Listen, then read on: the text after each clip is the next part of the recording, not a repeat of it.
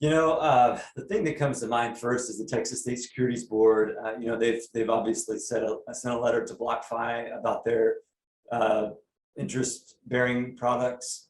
The Texas State Securities Board is have the utmost respect for them. They have the interest of Texas investors in mind, and so I don't fault them at all for sending that in.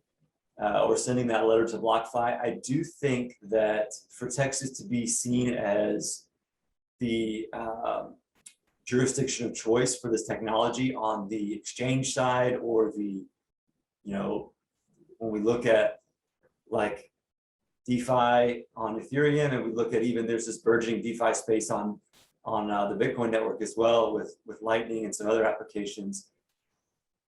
Texas is going to have to get a little bit more clarity in that arena, and so we welcome conversations with the folks from the Securities Board. They're the utmost of professionals, and it's likely that there might be a little bit of a misunderstanding between them and BlockFi.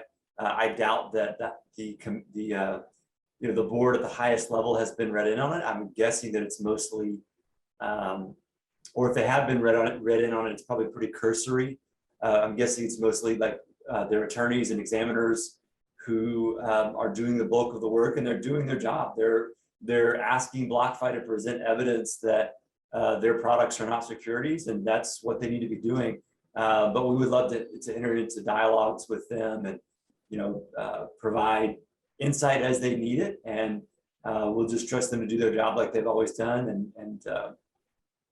That's the one area right now that I see in the state that we could probably work on. And the last thing that I'll say though is we're working.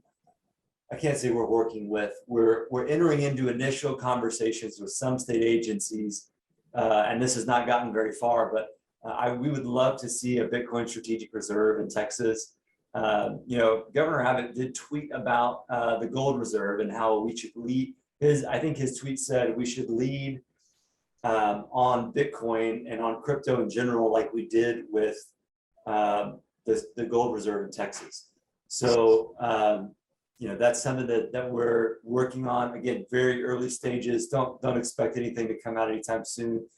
But if something like that could happen, the ramifications for the industry could be pretty huge. And this is the way I describe it to legislators and lawmakers and policymakers in general. I'll tell them, hey, we all want to see the US dollar remain the world's reserve currency. However, we think that Bitcoin actually doesn't compete with the US dollar. It can supplement the US dollar. Now, maybe in 100 years, it does compete with the dollar and Bitcoin is the world reserve currency. I think there's a lot of logic there, and that's probably true, but we'll all be dead in 100 years. So in the short and medium term, if Texas or the US in general has a strategic Bitcoin reserve, our financial position is bolstered as the price goes up, and even if the price just kind of goes sideways too. It's digital gold, right? It's a store of value. And so the investor confidence in the US continues to remain high. Our borrowing costs and treasury bill interest rates remain low. That means that the US dollar remains the world reserve currency for a longer amount of time, and hopefully decades to come. So I think the US dollar could supplement, Bitcoin could supplement the dollar.